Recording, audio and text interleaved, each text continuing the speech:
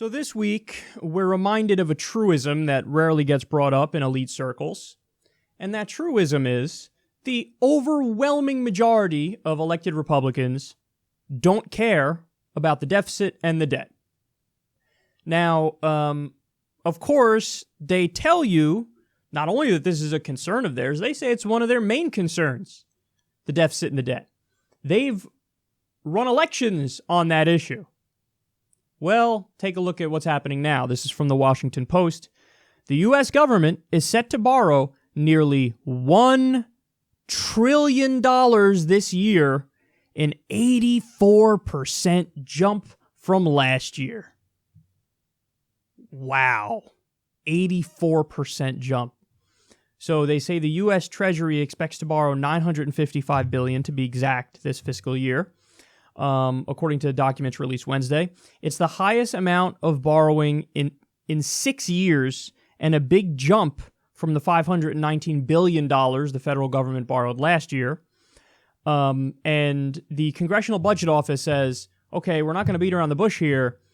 The reason for this is, as a result of the new tax law, we're just going to have less revenue coming into the government.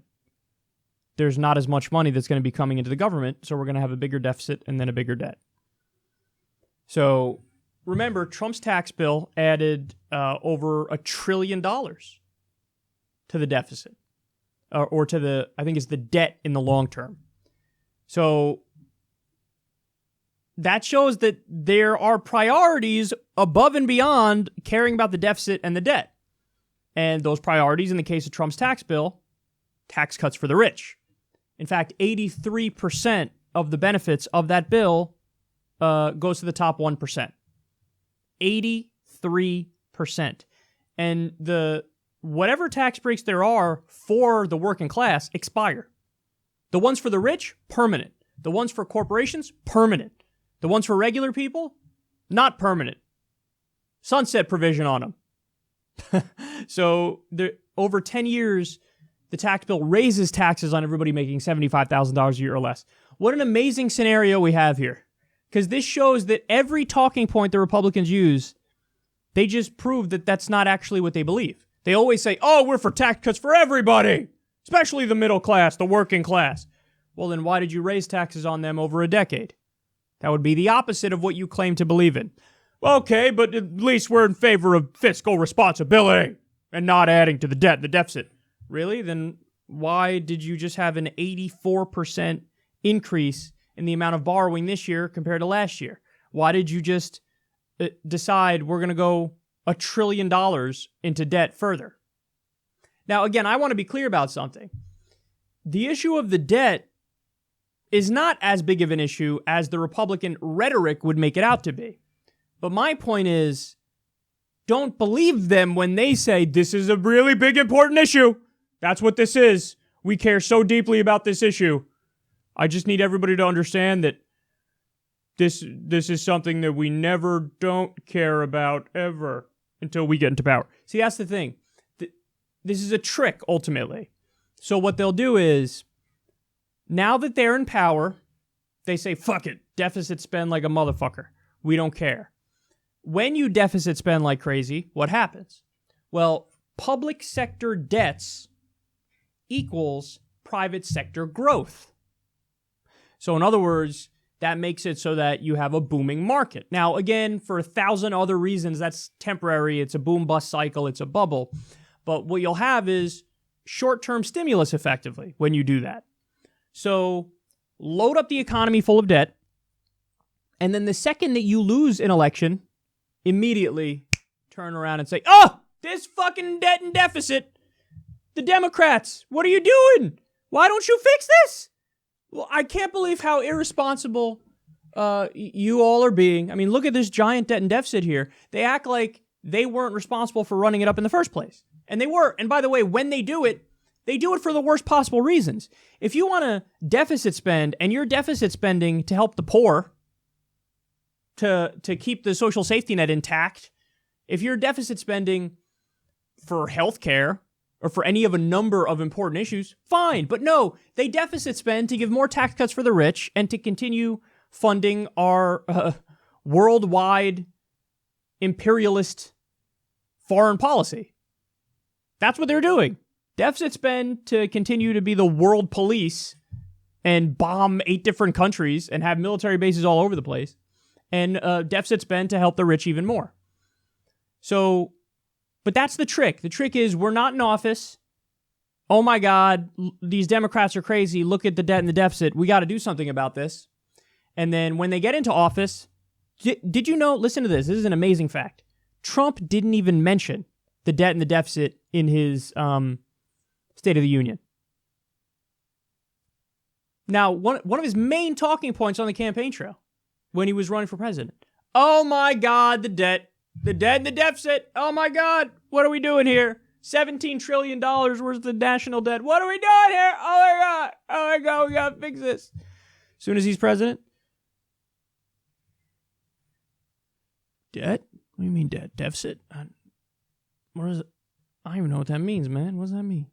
It reminds me of the Chappelle skit, the Black Bush Chappelle show skit, where he's like, oil? We talking about oil? Oil, bitch, you cooking? Then he knocks over the water and runs out. That's the Republicans now when it comes to the deficit. Deficit?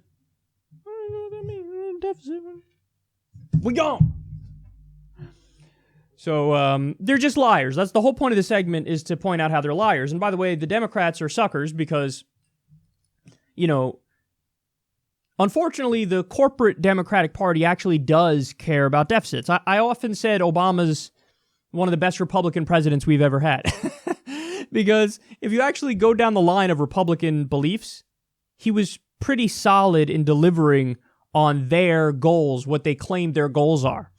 So one of the things the Republicans say they love is private sector job growth. Well, Obama did a tremendous job with the private sector. Now, those jobs were low-paying jobs that were created, but there was a creation of over, I think it was 15 million jobs or something under Obama. The Republicans always brag about the stock market. Not a good indicator of the health of the middle class by any stretch of the imagination. But they say they care about the stock market. Okay, Obama more than doubled the stock market. When he came in, it was at nearly historic lows, and then he doubled it. Another thing is debt and deficit. Well, Obama took a $1.4 trillion deficit and turned it into about a $500 billion deficit. So it was a giant cut in the deficit. You know who else balanced the budget? Bill Clinton. Now, again, you could say that's not a good indicator of anything, and that's not necessarily a good thing. I agree with you on that. But I'm saying that the things that the Republicans claim to care about are things that Democratic presidents deliver on.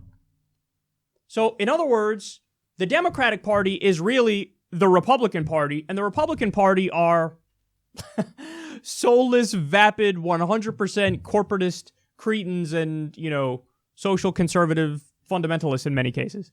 So we have a party that's like the Republican Party. It's called the Democratic Party. And the Republican Party is off the spectrum. So that's the point here. You have Bill Clinton left us with a surplus. You have Obama reduced the deficit massively. You know who else had historic deficits? George W. Bush. You know who else had historic deficits? Ronald Reagan. So, are you sensing a trend here? The Republican presidents do massive deficit spending for all the wrong reasons. All the wrong reasons. But the second that they're out of power, they will immediately turn around and go, who the fuck did this to our budget? Man, we really gotta shape up here. So, I'm pleading to the media and the Democrats. Don't believe the Republicans when they do their deficit scolding and fiscal hawk tap dance. Just don't believe them because they're lying. There are a handful. There are a few Republicans in the so-called Freedom Caucus, the Tea Partiers, who genuinely care about this issue. And perhaps Rand Paul genuinely cares about this issue. But there's not that many Republicans who genuinely care about the debt and the deficit. And all the ones who will turn around and actually, you know what? I'm being too kind to Rand Paul. He voted for the tax bill, which added over $1 trillion to the debt. So, no. No, I'm not going to give him that credit. But the overwhelming majority of them don't care about the debt or the deficit, and next time they're out of power and they start scolding the Democrats over it, just remember that they're liars.